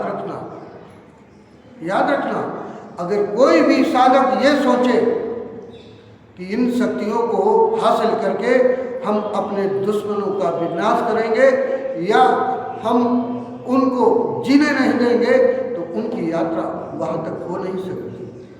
अनहद चक्र तक अगर किसी के भी जीवन में ऊर्जा आ जाए तो उसके जीवन में एक अलौकिक घटना ये भी घटेगी कि उसका कोई भी शत्रु न रहेगा, कोई भी शत्रु न रहेगा।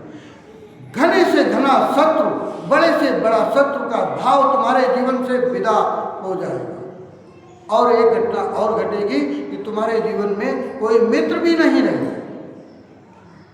जब तक तुम्हारे जीवन में मित्र का विचार है, जब तक तुम्हारे जीवन में पराये का विचार है, तब तक ये द्वैत की दुनिया है। हम तुम्हें यात्रा द्वैत से अद्वैत की ओर कैसे जीवन में तुम यात्रा कर सकते हो। वहाँ अनहद चक्र में जैसे ही हीलिंग होगी, जैसे ही तुम्हारा ये चक्र सक्रिय होगा, तुम्हारे जीवन में तुम्हारे मित्र का, शत्रु का, ये दोनों विचार एक साथ विदा होंगे। जिधर भी दृष्टि जाएगी बस केवल और केवल मैं ही हूँ, दूसरा कोई नहीं, कोई ऊंच नहीं, कोई नीच नहीं, कोई अपना नहीं, कोई पराया नहीं। अब वो साधक जिसकी जीवन की, जिसकी प्राण की ऊर्जा, वो प्राण की शक्ति अनाहत चक्र तक पहुंच जाती है, वो स्वयं साधना नहीं करता। याद रखना, यहाँ तक साधना की यात्रा है। यहाँ के बाद साधना वो स्वयं साधना होता है। यहाँ के बाद की यात्रा स्वयं में वो साधना है। अब वो जो भी कर्म करेगा वो एक परमात्मा के लिए, सदगुरु के लिए या अपने इष्ट के लिए स्वयं साधना बन जाता है। वो एक जीवंत ऊर्जा का एक ज्वालामुखी का रूप ले लेता है, उसका पूरा संपूर्ण अंतरतम। इसके बाद ऊपर की यात्राएं तुम्हारी शुरू होती है। विशुद्ध चक्र तक तुम्हारी वो ऊर्जा जब पहुंचेगी, तुम्हारा एक एक शब्द कहा हुआ पूर्ण होगा, किसी के लिए भी तुम कहोगे। इसलिए बहुत जिम्मेदार साधक ऊपर तक की यात्रा करने में अग्रसर होते हैं। विशुद्ध चक्र में संतुलन जैसे होगा तो तुम्हारे जीवन में क्या होगा कि तुम्हारे कंठ में एक मधुरता है, तुम्हारे कहे हुए शब्दों में एक अनुपम आसक्ति होगी, तुम्हारे कहे हुए शब्दों को लोग प्रेम से सुनेंगे, उसमें आनंद की अनुभूति उनको महसूस होगी। जब तुम्हारी ये शक्ति विशुद्ध चक्र तक पहुंचती है तो ये परिवर्तन आते हैं तुम्हारे जीवन में। परिधि में तुम्हें चिल्लाना नहीं पड़ता, तुम्हें कहना नहीं पड़ता, तुम्हें किसी को प्रभावित करने के लिए कोई व्यवहार नहीं करना पड़ता। तुम एक जीती जागती, एक तुम्हारा शरीर पूरी तरह मंदिर हो गया, एक साधना का प्रतीक हो गया। अब तुम्हारा औरा जो है बड़ा हो गया। कोई 5-7 इंच का औरा बढ़ते बढ़ते इंसान का 7 फीट तक हो जाता है औरा। औरा उसका अदृश्य होता है। हर इंसान के अपने अपने औरे होते हैं। 7 फीट तक अगर कोई किसी का औरा हो जाए वो दिखाई नहीं पड़ेगा। उसकी सूचना मैं बता दूं कैसे आभास होगा। इन दृष्टि से न देख सको, वो दृष्टि कुछ और होती है, वो भीतर की दृष्टि है। जिनकी यात्रा अंतर की ओर करती है, यात्रा चलती है, कोई साधक चलता है उस पर, तो अगर वो व्यक्ति जिसका कोई बड़ा औरा हो, जिसकी यात्रा अंतर की ओर हो, वो जिधर से जाएगा, जिसके पास से होके गुजरेगा, तो उसके जैसे उसकी रेडिएशन में तुम आओगे, तुम्हें एक परम शांति की अनुभूति होगी, एक परम प्रफुल्लता का आभास होगा। एक छोटे क्षण में ऐसा अनायास तुम्हें अंदर से खुशी की अनुभूति होगी, आनंद की अनुभूति होगी। अगर कोई ऐसा औरा वाला व्यक्ति तुम्हारे पास से होकर के गुजरे, या किसी ऐसे व्यक्ति के पास में तुम बैठो, कोई वार्तालाप ना, कोई बातचीत ना हो, फिर भी तुम एक अपने अंदर परम प्रफुल्लता का अनुभव करने लगोगे, परम शांति का अनुभूत तुम्हारे अंदर महसूस होने लगेगा। तुम्हारे चित्त को जो चिंताओं ने पकड़ रखा था, जो वासनाओं ने पकड़ रखा था, वो वासनाएं तुम्हारी विलीन होंगी बगैर किसी प्रयास के। ऐसे व्यक्ति के पास बैठने पर ये अनुभूतियां तुम्हें हो सकती हैं, और तुम ऐसे देने वाले हो सकते हो, तुम मालिक हो सकते हो। मैं तुम्हें वो जो तुम्हारा भिखमंगापन है उससे तुम्हें हम मुक्त कराना चाहते हैं, वो आयाम दे रहे हैं। जैसे ही ये शक्ति तुम्हारे विशुद्ध चक्र से संतुलित होकर के ऊपर की ओर चलेगी, वो ऊपर पहुंचेगी आज्ञा चक्र पर। यहाँ पर तुम्हें एक गर्माहट, मीठी गर्माहट महसूस होने लगेगी आज्ञा चक्र पर। आज्ञा चक्र पर पहुंचते ही तुम्हारी दृष्टि में तेज आ जाएगा।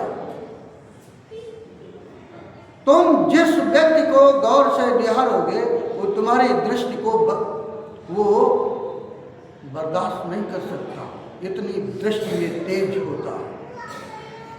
और क्या होगा कि इसमें जब आज्ञा चक्र में संतुलन होगा तो तुम अपने शरीर के बहते हुए खून को तुम रोक सकते हो स्वयं से, बगैर किसी बैंडेज के, बगैर किसी दवा के।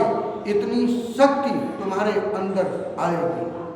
और क्या होता है कि उस व्यक्ति के, उस साधक के जीवन में रिद्धि और सिद्धि का आगमन होता है। रिद्धि और सिद्धि का कल्याणकारी चित्त से भरा हुआ ऐसा साधक एक नहीं हजारों आश्रम जिधर वो दृष्टि डाल दे ऐसे हजारों आश्रम निर्मित हो सकते हैं, ऐसी शक्तियों से पूरी तरह भरा हुआ। लेकिन इसमें खतरा भी है। खतरे के लिए मैं आगाह कर दूं कि जब भी तुम दूसरे को प्रभावित करने के लिए ऐसे काम, शक्तियों से भरा हुआ साधक ऐसे काम करने लगता है, वैसे वो गर्त में फिर गिरता है।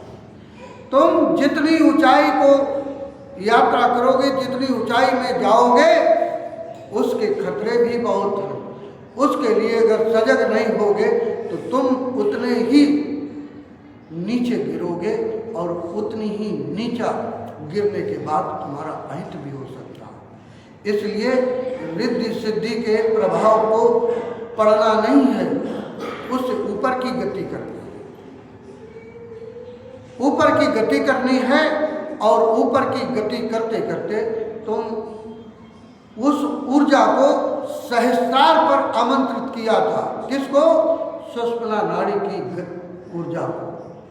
सुषुम्ना नाड़ी तुम्हारी एक मूलाधार से उठती हुई शक्ति को सहस्त्रार तक ले जाने में एक साधन का काम करती है। शरीर में 101 नाड़ियों में केवल और केवल एक नाड़ी ऐसी है, वो है नाड़ी सुषुम्ना। वो सुषुम्ना नाड़ी तुम्हारी मोक्ष तक की यात्रा कराती है। बाकी की 100 जो नाड़ियां हैं वो नाड़ियां तुम्हारी संसार की ओर यात्रा करती हैं। जब भी कोई व्यक्ति, जब भी कोई ऐसा इंसान मृत्यु में स्थित होता है, उस समय उसका शरीर, ये जो स्थूल शरीर है, ये मरता है, इससे प्राण बाहर निकलते हैं और वो सूक्ष्म शरीर जो विद्युत शरीर तुम्हारे इसी शरीर में है, वो एक नई यात्रा की ओर चल लेता है, चल पड़ता है। और जो उस समय तुम्हारी स्थिति होगी चित्त की, उस स्थिति के हिसाब से तुम्हारे एक नए जीवन का चुनाव तुम्हारा सूक्ष्म शरीर करेगा।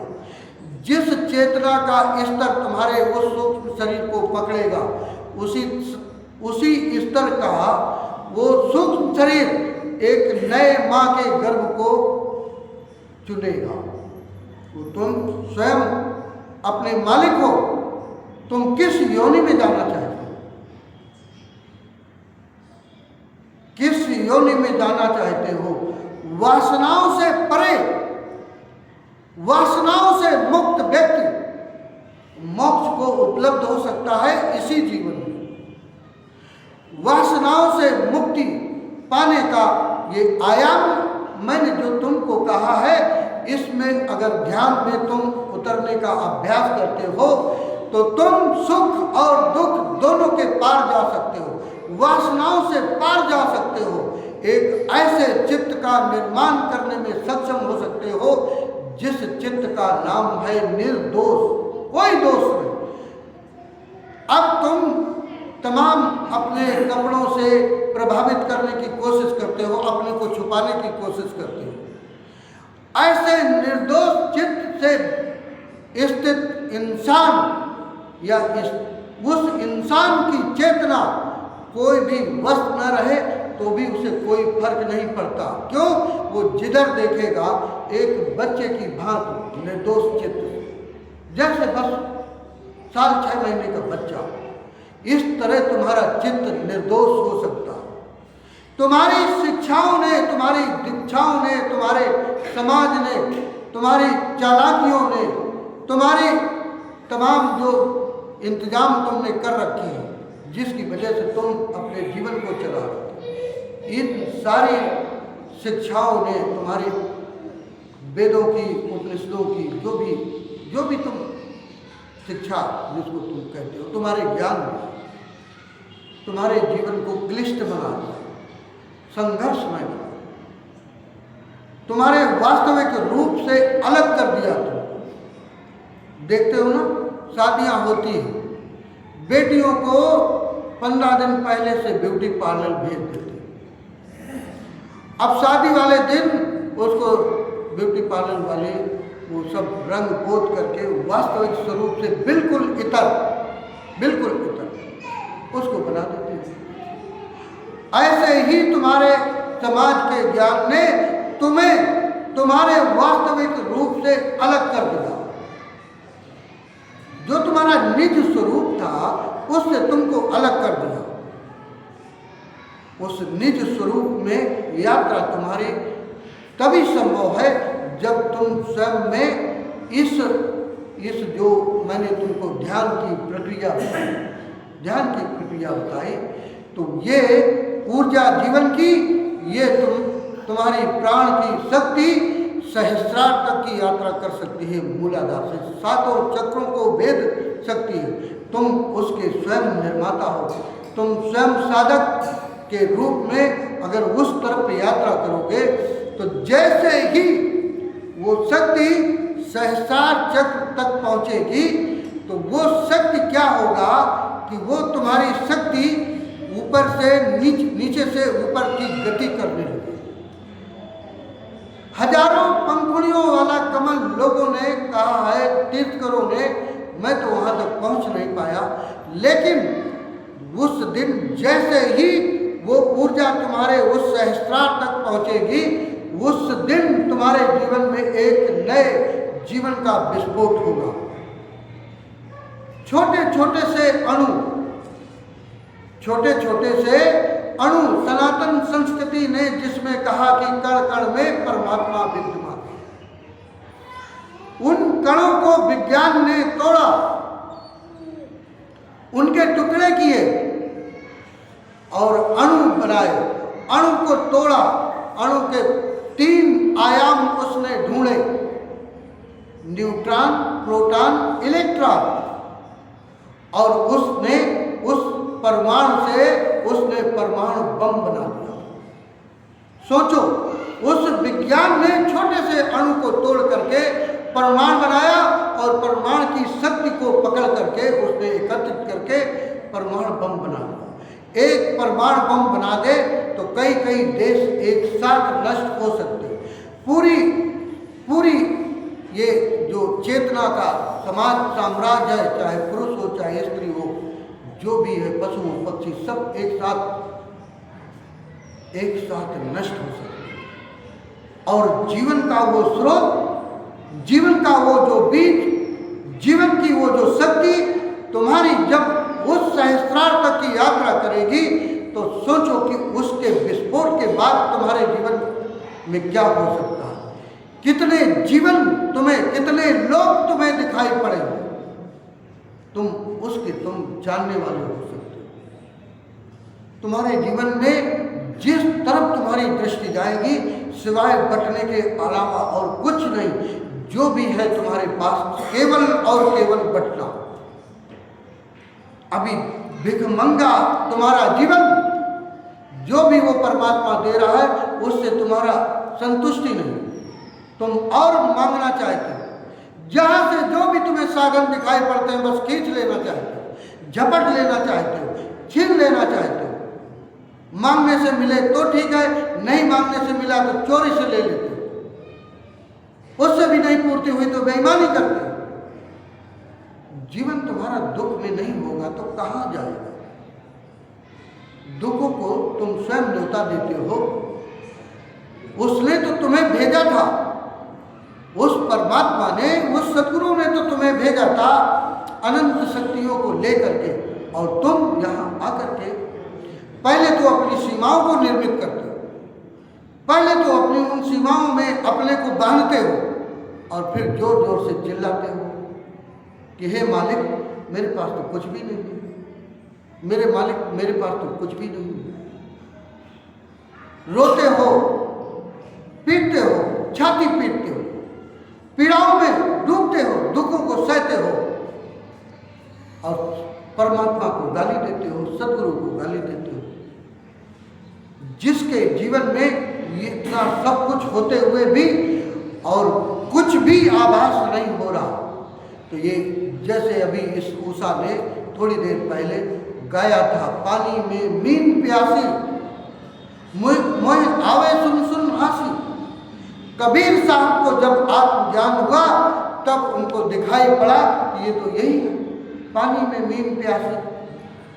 जिस व्यक्ति को जीवन को सारे अस्तित्व ने भीतर से बाहर से सब तरफ से घेर लिया और उसे कुछ समझ नहीं आ, वो दुखों में डूबा हुआ इंसान ईश्वर को गाली बक रहा, सदगुरु को गाली बक रहा, सब तरफ उसके परमात्मा घेरे उसको, उसके जीवन को चला रहा। तुम्हारे द्वारा किसी को भी तुम देख पाने में अगर सक्षम हो तो तुम्हारे अंतर में, तुम्हारे प्राणों की शक्ति में वही देख रहा हो। तुम जिसे गाली दे रहे हो, जिसे तुम घृणा कर रहे हो, पीछे की शक्ति तुम्हारे बाहर वही बह रही। तुम अगर चल पा रहे हो, तुम अगर भोजन कर पा रहे हो, तुम अगर श्वास ले पा रहे हो, कौन सी शक्ति है? तुम्हारी अपनी शक्ति है जिससे उस भोजन को तुम पचा सकते हो, जिससे तुम श्वास को ले सकते हो, तुम्हारी अपनी शक्ति है, अपनी ऊर्जा है। अगर तुम ऐसा सोच रहे हो कि हम श्वास ले रहे हैं, हम भोजन को कर रहे हैं, हम भोजन को पचा रहे हैं, हम भोजन से खून को निर्मित कर रहे हैं, हड्डी मांस मज्जा को निर्मित करने वाले हम हैं, तो फिर उस दिन सांप को सूंघ जाता है जिस दिन तुम्हारे जीवन में मृत्यु आकर के खड़ी होती है। तब तुम्हारा बस क्यों नहीं चलता? इसलिए मैं तुमसे कहता हूं कि गलत धारणाओं में जीवन को मत ले जाओ, गलत धारणाओं को मत निर्मित करो, उनको गिराओ, सारे अपने मकान को गिराओ। जो भी तुमने मकान बनाया है उस मकान को गिरा दो। वो मकान तुम्हें केवल और केवल मृत्यु के अलावा दूसरा कुछ नहीं दे सकता। जो भी तुमने साधन बनाए हैं उन साधनों के प्रति, मैं ये नहीं कहता कि साधनों को मिटाओ, साधनों के प्रति अनासक्त हो, आसक्ति समाप्त करो, स्वयं पर यात्रा करो और स्वयं पर यात्रा करते करते एक दिन इसी जीवन में तुम रहते हुए एक नए जन्म का निर्माण कर सकते हो, नए जन्म को तुम पा सकते हो, नए जन्म को तुम उपलब्ध हो सकते हो इसी जीवन। और एक बात, इसके बाद मैं चर्चा को समाप्त करूंगा, समय काफी हो गया। एक बात और, तुम जिस अगली योनि में जन्म लेना चाहते हो इसी जीवन में तैयारी कर लो, ये अवसर है। जिनके जीवन में उम्र का आखिरी पड़ाव चल रहा है उनके बाबत मैं मुखातिब होकर उस हर व्यक्ति को मैं सीधे उसको कह रहा हूँ। तुम्हारे बगल वाले व्यक्ति को मैं नहीं कह रहा, तुमसे मैं स्वयं मुखातिब हूँ।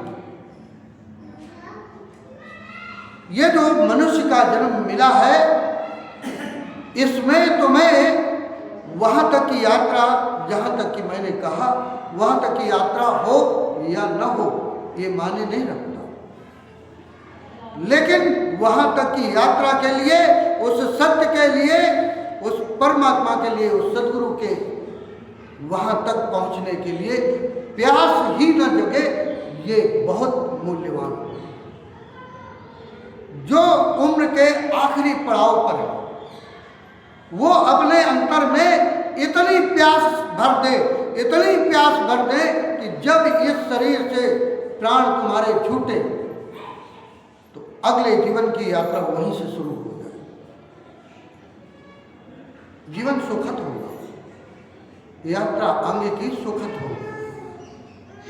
क्यों? क्योंकि फिर तुम्हें, चूंकि तुम्हारे इस शरीर से प्राण छूट रहे होंगे, उस समय अगर सतत चिंतन इस बात का चल रहा होगा कि सत्य को मैं न जान सका, उस परमात्मा तक की यात्रा मैं न कर सका, उस सद्गुरु के चरणों को मैं न पा सका, जिनको मैं सारे जीवन गाता रहा, याद करता रहा, लेकिन चरणों तक न पहुंचना होगा। क्या होगा? अगर तुम्हारे इस शरीर में प्राण छूटते समय अगर ऐसे विचार से भरा हुआ चित्त होगा तो वो जो सूक्ष्म शरीर है ऐसे ही किसी माँ की कोख को चुनेगा, जिससे तुम्हारे इस आखिरी क्षण को नए जन्म में शुरुआत वहीं से होता है। फिर तुम्हारा वो जन्म उसी वहीं से, जैसे ही तुम्हारा होश चलेगा, जैसे तुम धीरे धीरे शरीर थोड़ा बड़ा होगा, तुम्हारी यात्रा तुरंत वहाँ से प्रारंभ होगी। तुम्हें माया मोह न पकड़ेगी, माया मोह न पकड़ेगी उन समय जिनके पास समय कम हो। समय तो करीब करीब हर इंसान के प्रति कम है। तुम्हें तुम्हारी उस जीवन में लगी हुई आग का पता नहीं है, इसलिए तुम निश्चिंत होकर के सो रहे हो। छोटी सी कहानी है। एक गांव में एक बूढ़ी औरत रहती थी। रात के शीतकाल की रात थी। रात में कोई आधी रात को चिल्लाने लगी, हाय बचाओ, हाय बचाओ, हाय बचाओ। पूरा गांव जगा और दौड़ पड़ा उसकी झोपड़ी की तरफ। लोग पानी से भरी बाल्टियों को दौड़े लेकर के उसकी झोपड़ी की तरफ बाहर से लगा करके भीतर तक की झोपड़ी में देख आए तो वो बुढ़िया हंसने लगी। वो पूछ रहे गांव के लोग कि तूने सबकी नींद खराब कर दी, कहाँ है आग लगी है, झूठा शोर क्यों मचाया? उसने कहा कि आग तो मेरे अंदर लगी है, आग तो मेरे अंदर लगी है और उस आग को तुम्हारा ये पानी बुझा न पाएगा। काश ऐसी आग तुम्हारे अंदर वो तुम्हें समझ आ जाए। जैसे ही किसी को ये बात समझ में आ जाएगी, उसकी यात्रा संसार की तरफ से यू टर्न लेगी उसके जीवन में और स्वयं की तरफ यात्रा प्रारंभ करेगी। अंत में मैं पुनः फिर ध्यान को एक बार बता दूं कि ध्यान में जब भी तुम बैठो, सुबह और शाम जब भी वक्त लगे, योनि मुद्रा का मतलब न स्त्री के शरीर से न पुरुष के शरीर से कोई मतलब नहीं है। योनि मुद्रा का मतलब है अस्तित्व का प्रारंभ। वहाँ से अस्तित्व का प्रारंभ होता है। जैसे ही तुम अपने अंदर शुरुआत करोगे, जीभ तुम्हारी तालू से चिपकी हुई, योनि मुद्रा में तुम्हारा हाथ, रीढ़ की हड्डी सीधी। ऐसे ध्यान में 10 मिनट 20 मिनट बैठो, 25 मिनट बैठो, 30 मिनट बैठो। धीरे धीरे ये बढ़ते बढ़ते तुम्हें जैसे ही रस आने लगेगा, वैसे ही तुम्हें इसका समय सीमा बढ़ती जाएगी। फिर तुम्हें समयातीत स्थिति पैदा होगी। समयातीत, इसमें और भी अंदर कौन कौन से तुम्हारे अंदर परिवर्तन होंगे, किस किस रस का तुम्हें आभास होगा, उसके बाबत मैं अगले 21 तारीख के रविवार को मैं चर्चा करूंगा। आप लोग याद दिला देना। इसमें और भी बहुत परिवर्तन आते हैं अंतर की यात्रा में, उनकी बाबत मैं चर्चा करूंगा। अभी अगर चर्चा करता हूँ तो फिर समय बहुत होगा। वाणी को मैं यही विराम देता हूँ। आप लोग ध्यान में इस तरह यात्रा करोगे तो खासकर उन साधकों के लिए जो एक नए जन्म को इसी जीवन में रहते हुए नए जन्म को पाना चाहते हैं, नए जन्म को उपलब्ध होना चाहते हैं, उस परम खजाने को पाना चाहते हैं, परम जीवन को पाना चाहते हैं, जिस जीवन को पाने के बाद कोई भी मृत्यु उसे छुटा नहीं सकती। अगर आए हो मनुष्य के जीवन में तो उस धन को कमा के ले जाओ जो मृत्यु भी न छीन सके, मृत्यु भी न छीन सके। उस धन को कमाओ। इस धन को क्या कमा रहे हो जो मृत्यु में तुम एक पाई भी ले जाने पे सक्षम न हो। इन्हीं शब्दों के साथ मैं वाणी को विराम देता हूँ। सबको मेरा राधा स्वामी।